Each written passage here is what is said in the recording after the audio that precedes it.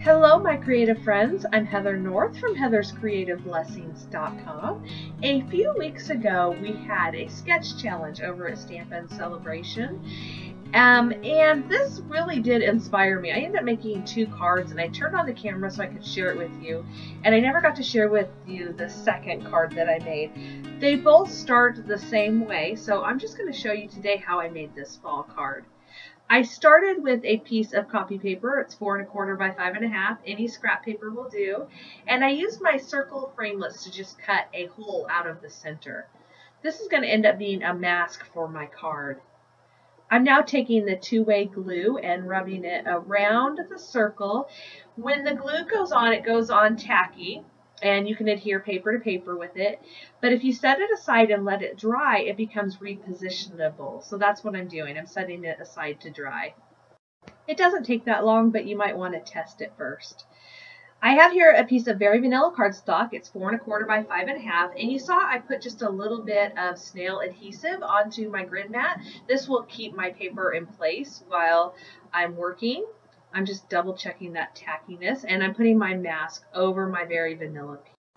I'm going to create kind of a harvest sunset or moon or something along those lines. So I'm going to do some sponging. I have here Hello Honey. This is Stampin' Up! Ink, and I have a Stampin' sponge. The sponges come in this big circle, and I just cut them down into wedges. Whenever I try and blend colors, I tend to start with my lightest color and work towards my darkest. So that's why I did Hello Honey, and now I'm pulling in Delightful Dijon. Now some tips for sponging. Pick up the ink with your sponge and dab it off to the side on your scrap paper to get off some of the blotchiest of the ink. Then swirl it, starting on your scrap paper, your mask, and swirl it into that center area. This will also help alleviate some of that splotchiness. I'm going to move to some of my darker colors. This is my orange. It's Tangelo Twist. And I'm going to repeat the same process. Each time I'm going less and less into the circle. I want one part of it to remain very light and highlighted. So I'm not going all the way with my oranges and reds.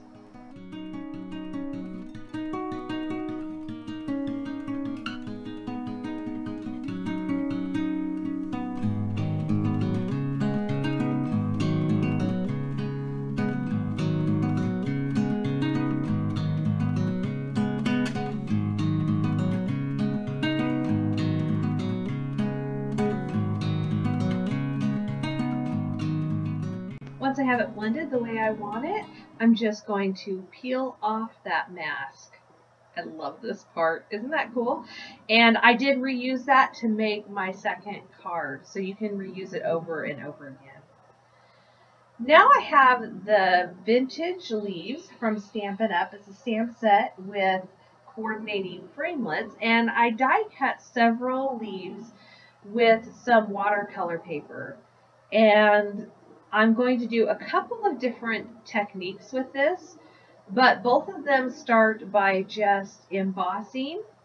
I'm going to take some Versamark, ink it up with Versamark, stamp onto my die cut leaves, and then I'm going to emboss it with some gold embossing powder. I have a deactivator tool here. I could not find my embossing buddy. But if you have an embossing buddy, you can just use that and put it on your leaves just to make sure that the ink only goes, or the embossing powder only goes where you want it to. Okay, back to the stamping. I stamped it, or I inked it with Versamark, and then I'm sorry you're going to see my head right here because it's hard to see. I have to get close. I think I'm getting old or need glasses. But because it's a clear stamp and it's a clear block, that photopolymer, you can see right through it. I can see where I'm stamping. And even if it's not perfect, it will be close enough. So I have here my gold embossing powder from Stampin' Up! And I'm just pouring it over my leaf, but I'm pouring it over a coffee filter. I find this to be a really good way of capturing ink. I keep saying ink. Capturing embossing powder. I have my most used embossing powders in a little plastic container that I use over and over again. But some of these jars that I don't use quite as often, or when it's brand new and I haven't transferred it over to one of those containers, using a coffee filter works really well. I'm just going to use my heat tool to melt the embossing powder, and then I will continue with the other leaves in this set, and I'll be right back.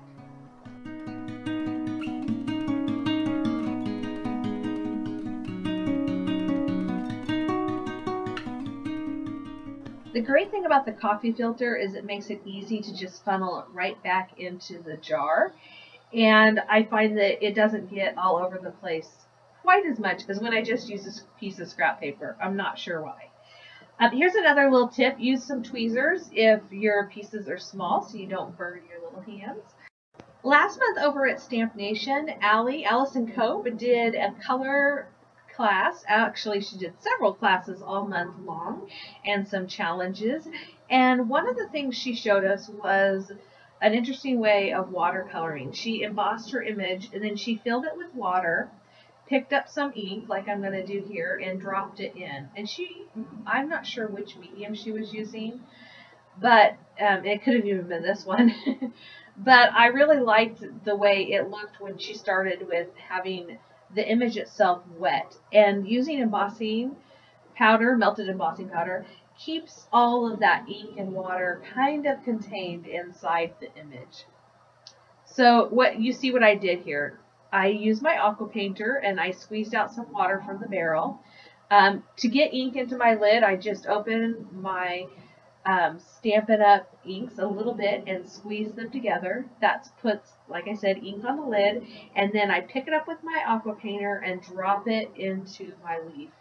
Because it's so wet, the colors just kind of blend and move on their own.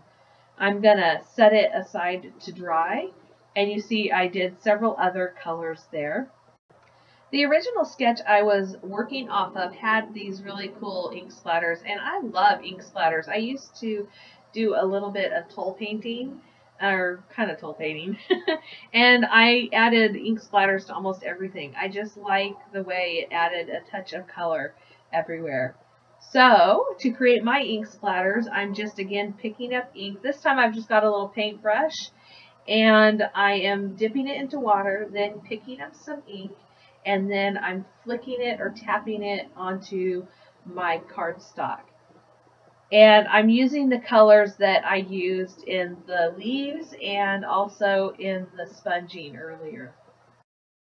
I think it was about a year ago that Sukaneko, I don't know if I'm pronouncing that right, I'm sorry if I'm not, sent the design team at Stamp Nation a box of some of their different types of inks and other products that they carry. And one of the things that was in my box was this really yummy, creamy, golden glitz delicata. I also have it in the silvery shimmer.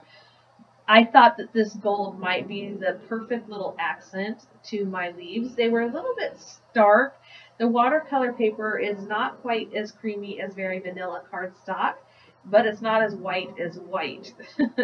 So you could use early espresso or crumb cake if you wanted to sponge the edges, but I thought I would just pull out that delicata. And after doing so, I'm sorry, that's just skipping all over the place. I also decided to try it on a couple of the leaves that had no coloring on them. So they just have the gold embossing and a little bit of delicata gold sponging.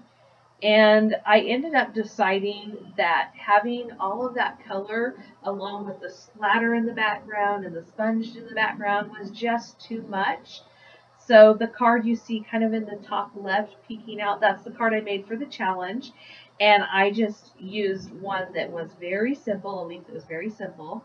And then for this one, I have a very clean sponge background. I didn't add splatter to this one. I just added a couple of leaves that only had delicata sponging on it.